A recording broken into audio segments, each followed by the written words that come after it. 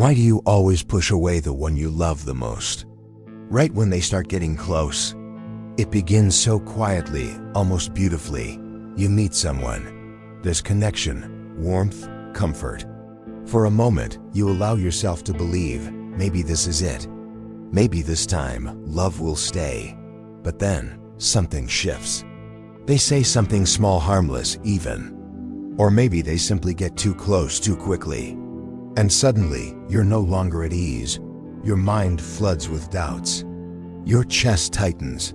You start pulling back, second-guessing, shutting down. You sabotage the very thing you've been yearning for. Why? Carl Jung believed we don't destroy love because we don't want it. We destroy love because deep down, we don't feel safe with it. Let that sink in. It's not love you fear, it's the vulnerability that love demands. It's the fear of being fully seen and then rejected. It's the terror of opening your heart, only to have it shattered the way it once was, long before you had words for that kind of pain. Most people walk through life repeating this pattern without ever realizing it. They think they're choosing the wrong people, or that love just never works out for them. But what if love has shown up for you more than once, and you were the one who quietly, unconsciously, pushed it away? Because when you've never felt emotionally safe, especially in childhood, intimacy doesn't feel comforting. It feels dangerous. Being loved becomes uncomfortable, even unbearable. Not because love is the problem, but because it challenges the walls you've built to survive. So what happens when love knocks on the door you've kept locked for years? You bolt it tighter, you smile less, you criticize more, you stop replying to texts, you create distance. And then you tell yourself a lie that keeps the pain familiar. They were never right for me anyway. But what if that's not true?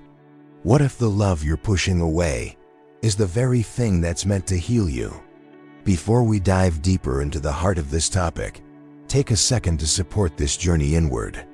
If this message is resonating with something quiet inside you, something that's been waiting to be seen, go ahead and like this video, subscribe to the channel, and hit the notification bell. That way, you'll be the first to know when I share the next piece of content that just might meet you exactly where you are. Let's keep walking this path together, one insight, one truth at a time. Let me tell you a story. Not just any story, but a story you might already know, because in some way, it may be your own. There's a man, let's call him Adam. He's thoughtful, intelligent, and emotionally aware. He's read the books, gone to therapy, and says all the right things about love. And deep down, he wants it. More than anything, he wants to feel close to someone, to be seen, accepted, loved. But every time he starts to get it, he panics. It doesn't show up as fear, not at first. It shows up as doubt. She's too good to be true. Why is she texting so often? I think she's losing interest. This feels like too much. I don't want to lose myself. At first, he pulls back just a little. He becomes busy, distant, unavailable. He convinces himself he's just being careful, taking it slow. But it's not caution. It's fear wearing the mask of logic.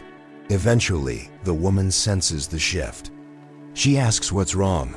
She tries to reconnect. That's when it gets worse. Now Adam feels trapped, smothered. He says he needs space.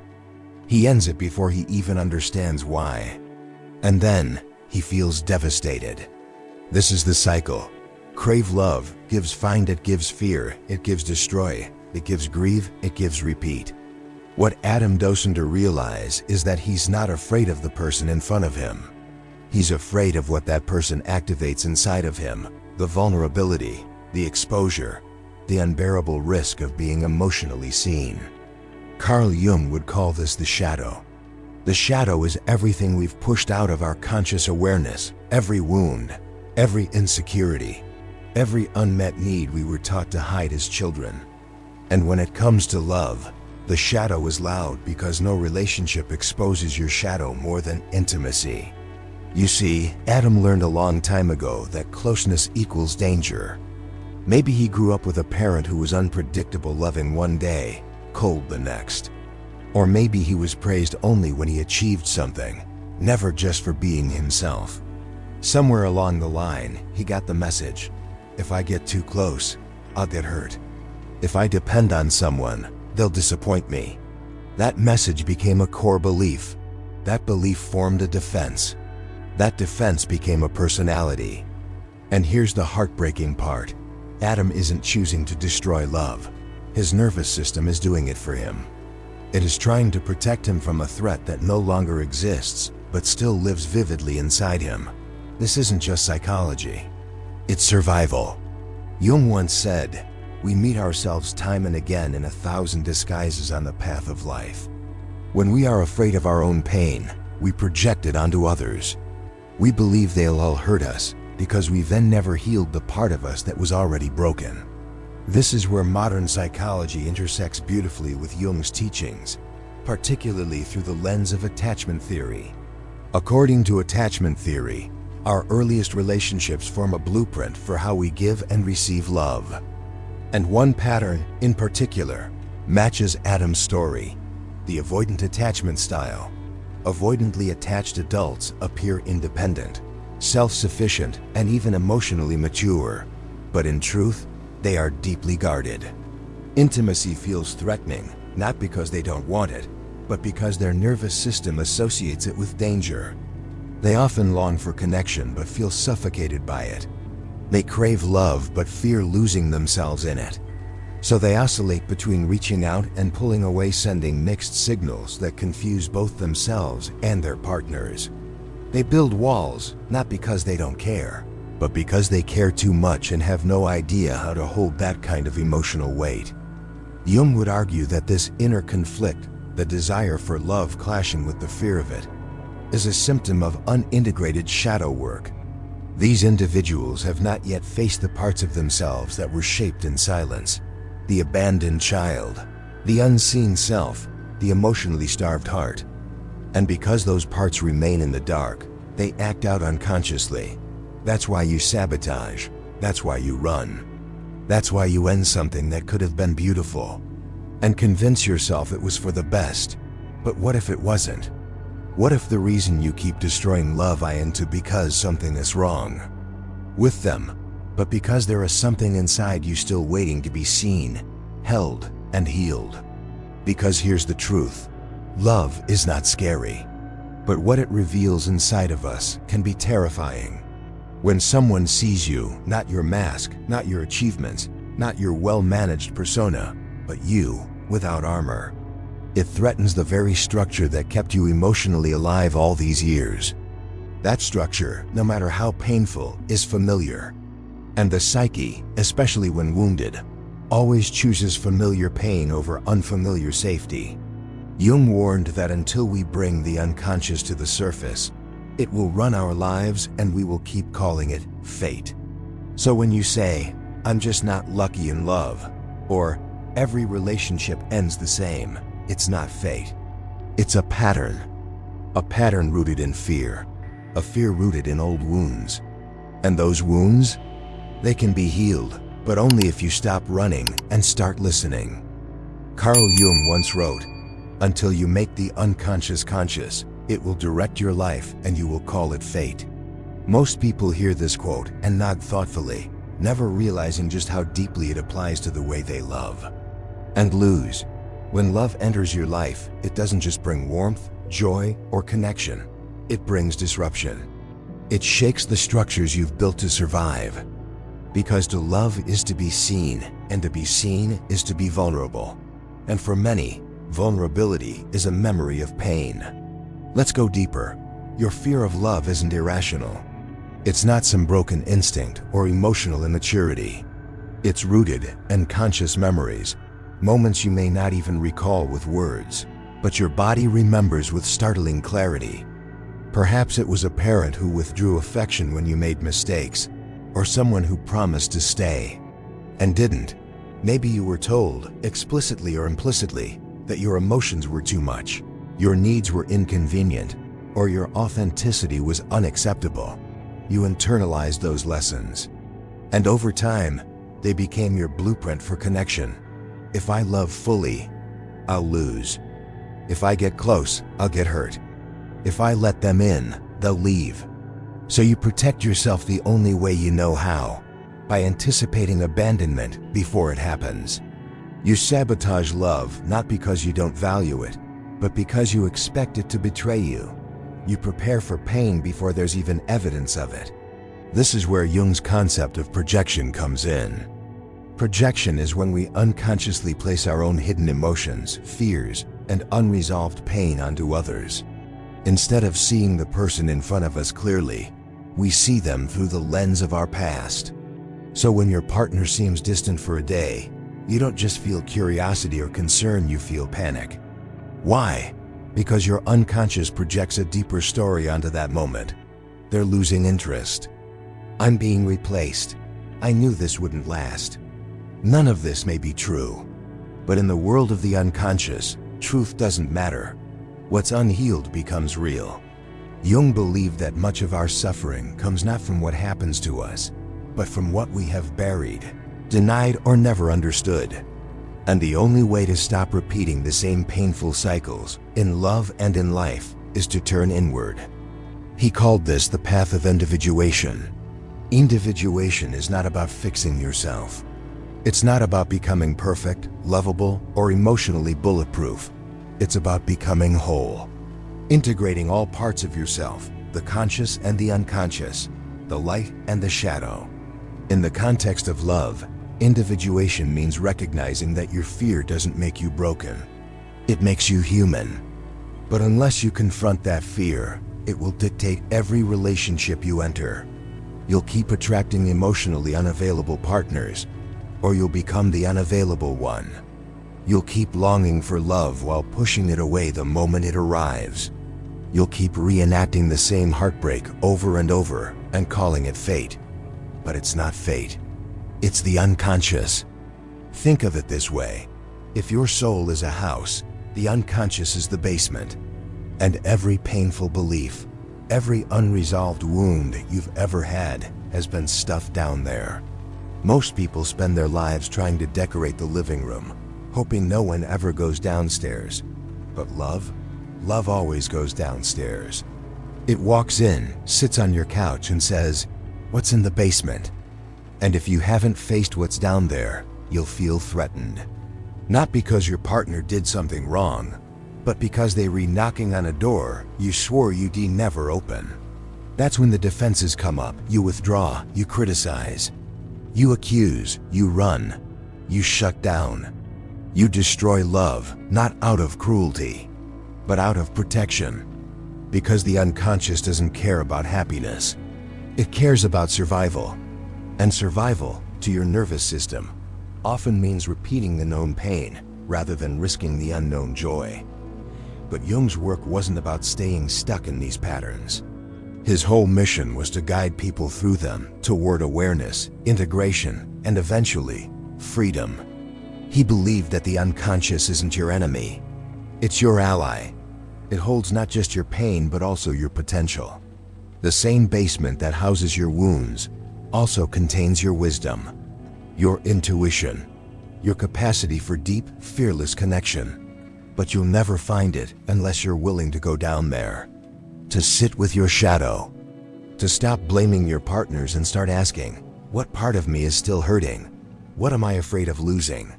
What if love isn't the problem? What if my story about love is? When you begin to make the unconscious conscious, something shifts.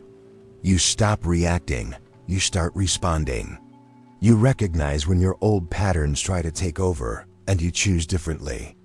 You start loving, not from fear, but from truth, from presence, from wholeness. And in that space, love no longer feels like a threat. It feels like home. Let me ask you something, not as a lecture, but as a quiet invitation to pause and reflect. Are you truly alone because no one loves you? Or because you've never allowed anyone to touch the parts of you that feel unlovable? Sit with that for a moment. We often say we want love. We pray for it. We write about it. We mourn it when it's lost. But how often do we actually let ourselves receive it fully, vulnerably, without pretense? Many of us live in what I call a beautiful prison, a carefully constructed image of independence, emotional control, and self-reliance. We say things like, "I don't need anyone," or "I'm better off alone," and we wear those words like armor. But if we're honest, beneath that armor is something far more fragile, the deep, aching need to be seen and accepted exactly as we are. Carl Jung believed that this hidden part of ourselves, the one we silence, reject, or deny, is what keeps us feeling separate. He called it the shadow. And the longer we avoid it, the more we unconsciously live out its consequences. We say we're unlucky in love, that people always leave, that something must be wrong with us. But more often than not, the loneliness we feel isn't a punishment from the outside world. It's the byproduct of our own refusal to be emotionally naked with another human being. Because here's the truth, love requires exposure. Not just physical closeness, not just compatibility, but deep, emotional exposure. The kind that lets someone see the childhood wound you still carry. The kind that doesn't flinch when your voice shakes with shame. The kind that stays when you show your need, not your strength. And that's terrifying, isn't it? Because maybe the last time you did that, it cost you something. Maybe you were abandoned, mocked, judged, or left hanging. Maybe no one taught you how to hold your emotional truth with gentleness. Maybe your vulnerability was weaponized. So now you protect yourself. You shut down before they can leave. You laugh when you want to cry. You give love without letting it be returned. You hide behind intellectualism, sarcasm, productivity, anything to avoid being seen as weak. But here's what no one tells you. You are not protecting yourself. You are depriving yourself. Depriving yourself of real connection, of intimacy that nourishes instead of drains, of the healing that only comes when someone sees the worst in you and chooses stay. So ask yourself again, is the problem that no one loves you, or that you've then never risked letting love in past your defenses? Love is not safety. It's not a guarantee. It's not a contract. Love is risk. Love is surrender. Love is a mirror. And what it reflects back to you is everything you've spent your whole life trying not to feel. That's why love feels so unsettling to people who carry deep emotional wounds. It's not because they don't want it. It's because love threatens the identity they built around pain.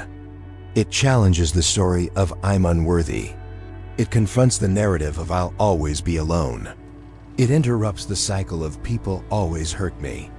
And when something threatens your story, no matter how painful that story is, your ego resists it. Because to let go of your old identity, you must first admit it's not who you are. That takes courage. That takes death and rebirth. That takes individuation, Jung's term for becoming your whole self. You see, we don't fear love itself. We fear what love requires of us. To be real, to drop the performance, to face the grief, to open the door we've kept locked for years. But here is the paradox. The more you try to protect yourself from the pain of love, the more you suffer from the absence of love. And it's a different kind of pain, one that doesn't scream, but erodes you slowly. The kind that makes you smile at dinner with friends while something inside you wilts in silence. You weren't meant to live that way. You weren't meant to be emotionally numb, chronically guarded, or forever skeptical. You were meant to be known, not by everyone, but by someone. And more importantly, by yourself. The journey back to love starts with a choice.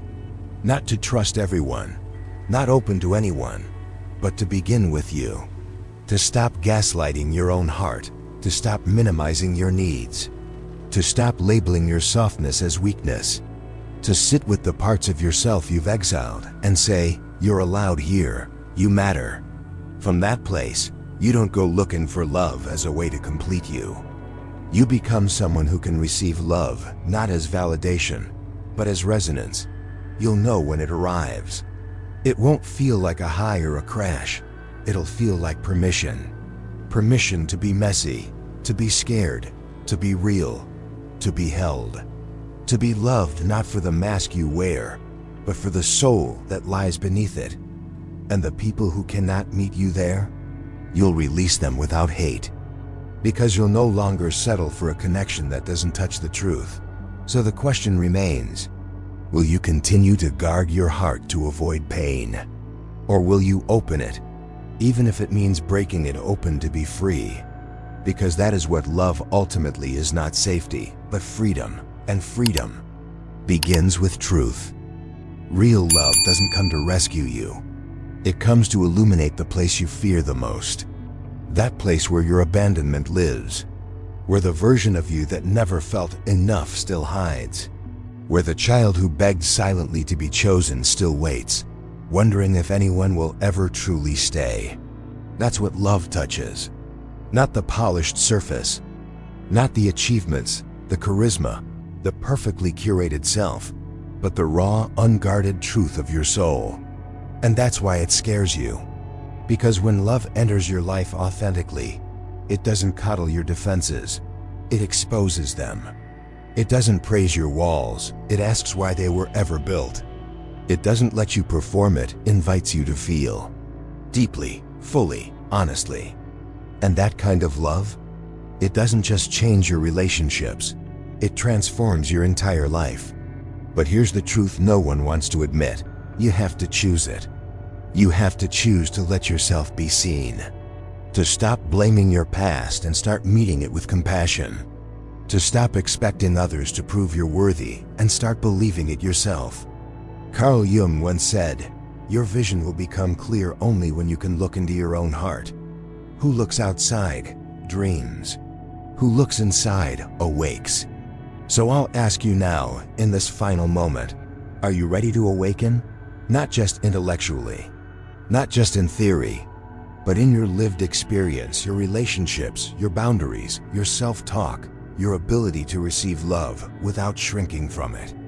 Because the version of you that's been showing up in love, the one who hides, who controls, who pulls away, that's not who you really are. That's the persona you built to survive a world that once felt unsafe. But now, you're older, wiser. And if you've made it this far in the video, I know one thing about you: you're ready. You're ready to love from awareness instead of fear. You're ready to give without losing yourself. You're ready to receive without guilt. You're ready to stop destroying the very thing you've been craving your entire life. And that's not a small decision. It's one of the bravest things you'll ever do. Because healing your relationship with love isn't just about finding the right person. It is about becoming the kind of person who can hold love without collapsing under the weight of it. And that work, the inner work, starts right here, right now. It starts when you look in the mirror and stop judging yourself for every wall you built. It starts when you stop seeing love as a risk and start seeing it as a return to presence, a return to truth, a return to self. Jung called this process individuation, the journey of becoming who you were always meant to be, not a copy, not a mask, not a reaction, but a whole human being, aware of your own complexity, grounded in your own worth. And here's what's wild.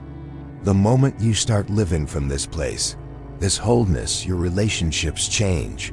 Not because they're perfect, not because everyone else is healed, but because you are no longer playing a role. You're no longer begging to be chosen. You've already chosen yourself. And the love that comes into your life from that space, that's the love that stays, that grows. That doesn't just survive the hard conversations, it's strengthened by them. So if something inside you is whispering, "I want this," listen to it. Don't silence it this time. You don't have to be fully healed to begin. You just have to be willing to stop abandoning yourself every time love asks for your truth. That's the work. That's the journey. And it's yours to take at your own pace, in your own way. But don't walk it alone.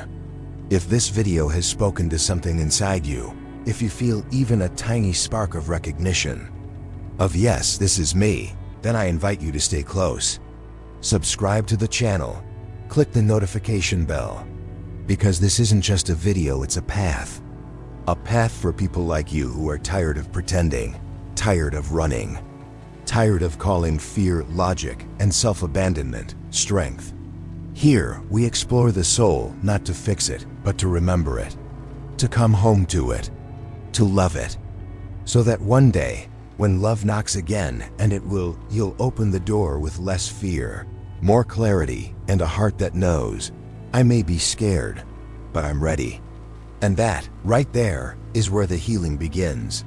If something in this message touched you, if even one sentence felt like it was speaking directly to your soul, don't let it fade. Hit the like button, subscribe to the channel, and turn on the notification bell so you don't miss the next video on this journey of awakening.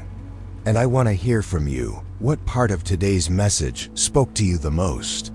Was it a quote, a realization, a truth you've been avoiding? Leave a comment below and share your reflections. Not just for me, but for the others reading, who might need your words to feel a little less alone. We're not just building an audience here. We're building a space for real, honest, soul-level transformation. And I'm honored to walk that path with you.